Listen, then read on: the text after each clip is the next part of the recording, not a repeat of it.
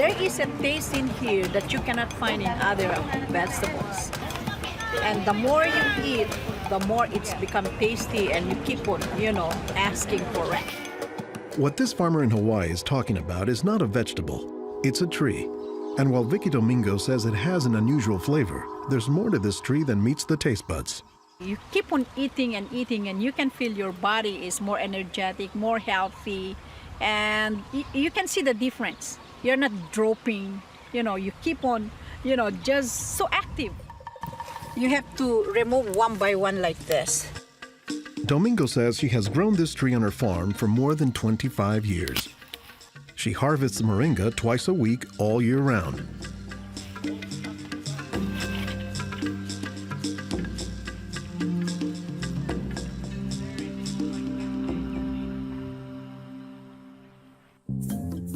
Every week, Domingo sends 1,000 pounds of moringa to the mainland. The rest of it ends up here at a Honolulu farmer's market, where most of her customers have eaten it their entire lives.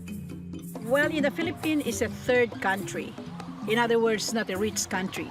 We cannot afford to go to the doctor for medicinal purposes. So we use this in our daily lives so we can have more energy, more vitamins to supplement our daily nutrition in our body. The tree is called moringa, or as the Filipinos call it, marongay. An awful lot of cultures have one or more plants that are kind of markers that people think of themselves when they think of that plant. Dr. Will McClatchy is an ethnobotanist at the University of Hawaii. He studies the ways that humans interact with plants. If you drive around Honolulu here, you'll see a lot of houses have at least one marongay in the yard, maybe a little forest of them, and that's a pretty good indicator that there's a Filipino family there. Jokingly, we say it our Filipino banner, which is our Filipino flag. Once you see this, that means, Filipino stays there. Domingo says there are many nutritional and medicinal uses for moringa. All parts of the tree are usable, from the roots to the stem, to the leaves, to the flowers, and to the pod. The roots, you can use that as a tea. And then the trunk, you can scrape it, squeeze it, get the juice, put in your cut skin, and your skin will heal. Some of this may be folktale, but some cultures have used moringa as a medicinal plant for thousands of years. McClatchy says moringa is worthy of its reputation as a tree with unusual nutritional properties. Thank you. Moringa is one of these trees that is a multi-purpose plant that fulfills such a high percentage of kind of basic needs that when people get used to using it, they really can't see what it's like to live without it. And many cultures don't. Today, moringa is used as a remedy and, in essence, a multivitamin in many of the world's warmest regions. Moringa is used widely in Africa and South Asia, and it's been introduced into South America and Central America, where it's also being used. So, this is not just a plant of a single community. We were just talking this morning with one of the owners of this plantation, and he was just telling me how the last time he was here, he had a handful of moringa leaves and that he worked all morning on it and felt great. Dr. Mark Olson is a botanist and a leading expert on moringa. He teaches at Instituto de Biología, Universidad Nacional Autónoma de México in Mexico City. Here, he is visiting a new moringa farm about 2 hours outside the city limits. So they've just planted these here, and soon they'll be nice and big. Olson says that while moringa can grow in places like Mexico or Hawaii, the tree is native to arid subtropical regions, places like Africa and southern India, hot places where moringa has proven its persistence. And this is a plant that really does do extraordinarily well in some of the most difficult areas, in areas that are very hot, areas that are very dry, areas where other things are very difficult to cultivate. Look at the little tuber there. This is one of the reasons it survives so well in dry areas. Also, they're storing lots of water in the wood. So that's one of the reasons this is such a remarkable tree. They don't have particularly deep roots. That's sort of a myth about moringas, that they survive because they have deep roots. No, they're storing water in their roots and their trunk. But moringa, says Olson, does a lot more than just survive, despite the tree's sometimes scraggly appearance. I I don't think they're actually the most attractive tree. They're more a tree that you look at and you sort of love the way you love a scruffy friend or a scruffy dog.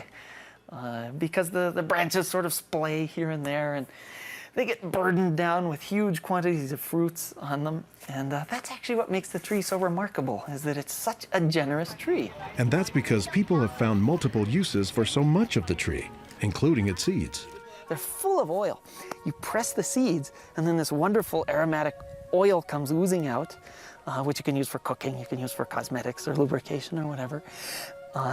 And the cake, the press cake, the stuff that's left over after pressing the seed, that is what's used for water purification. Water purification, Olson says, is especially useful in developing countries where clean water is hard to come by. But the benefits don't stop there. Some of the things I think are most exciting about moringa is, for example, the high vitamin content. There's a lot of vitamin A in the leaves. And worldwide, that's a problem. A lot of people have problems in development of their eyes because they don't have enough vitamin A. Moringa's vitamin A content, and its content of vitamins in general, has caught the attention of scientists around the world. So I started to read about moringa, and I was absolutely amazed about the richness in nutrients, in many antioxidant compounds, in vitamins. Dr. Monica Marcoux is a pharmacologist who has studied many plants. She has done extensive research on moringa and says it has significant nutritional potency. This subject is one of the topics of her recently published book, Miracle Tree. To me, it was just a natural pathway from my scientific background and my love for trees to writing this exciting book on one of the most exciting and extraordinary trees of our world.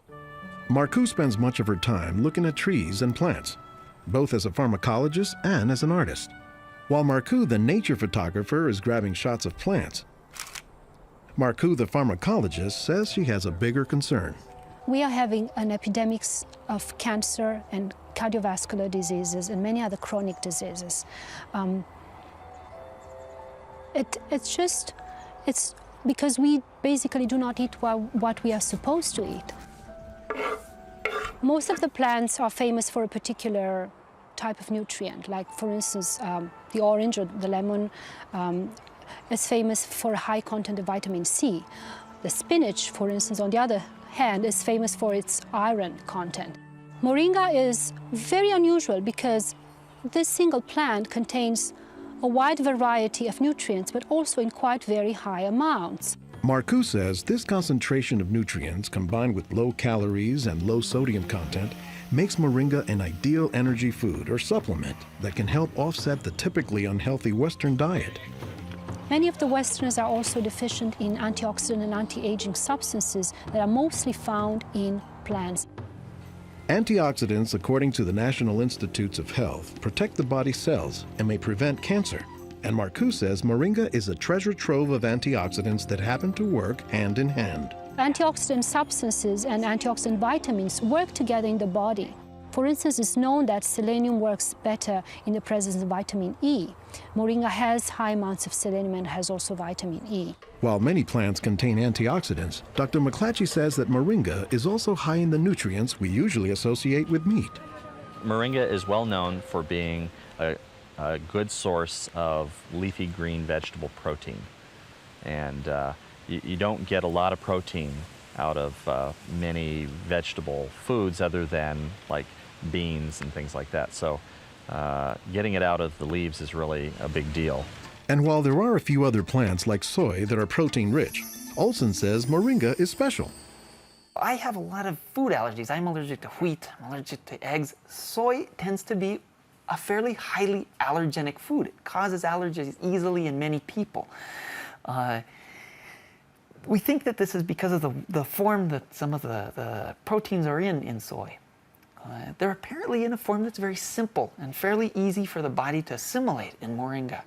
According to the United States Department of Agriculture, moringa contains 18 of the 20 amino acids, building blocks of proteins that are found in the human body. And says Marcoux, moringa is one of the few plants that contains all of the essential amino acids. Moringa contains all the 9 essential amino acids that actually we cannot produce. Their presence, but also their ratio, is very beneficial, and it is estimated that this ratio is very good for absorption and for being bioavailable to our bodies. Further research is needed to establish the bioavailability of all of moringa's nutrients.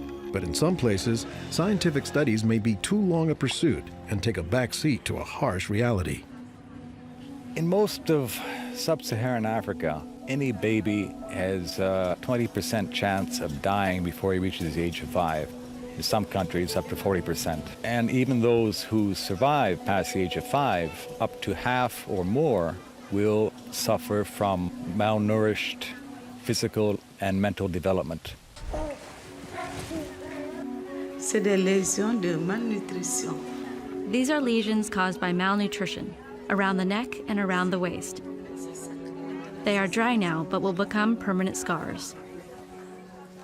As the former regional representative for Church World Service in Senegal for 16 years, it was Lowell Fugley's mission to help local clinics develop ways to save children at risk to malnutrition. Having been born myself into a middle-class American family, I thought it was just by chance that I was born in these conditions and not in the condition of a poor African family in the bush of Africa and living a malnourished life.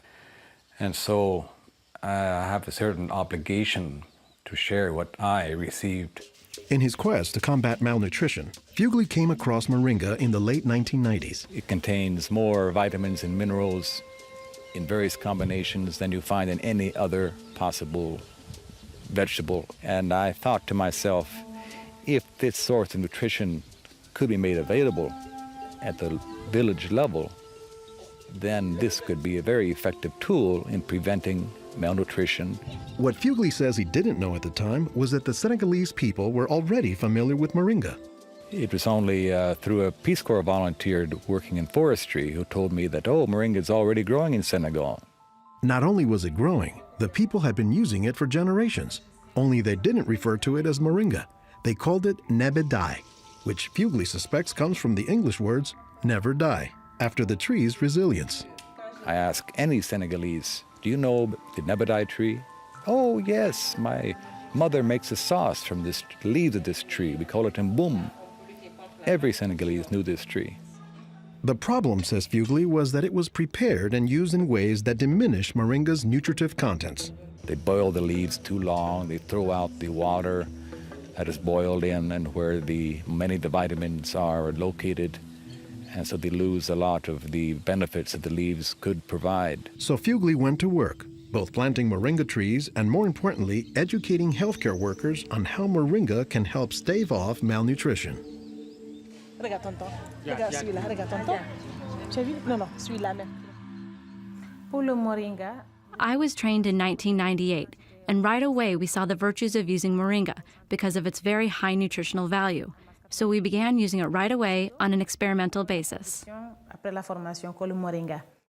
Healthcare workers learned to grow their own moringa trees, dry the leaves, and pound them into powder, maintaining all the nutrients.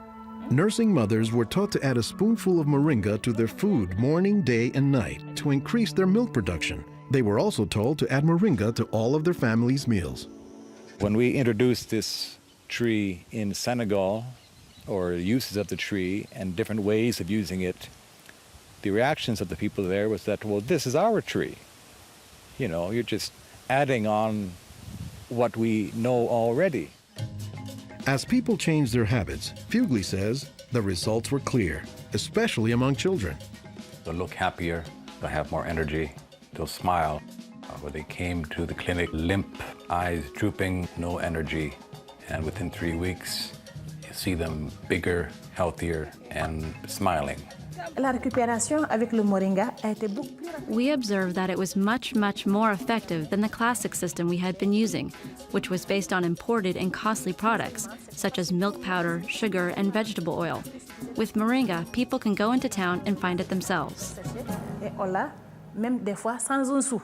Moringa is still being used, it's still being promoted, it's still being very valued, even without our input from the outside. Moringa, it doesn't die, it can continue on its own. So you have to eat the moringa on a daily basis. And all their grandkids are eating it every now and then, even my own children, and they are already professionals, and yet they come home and eat it. And while moringa is mostly considered an ethnic food, the trend, says McClatchy, is that more nutritious plants, like moringa, are finding their way into the mainstream.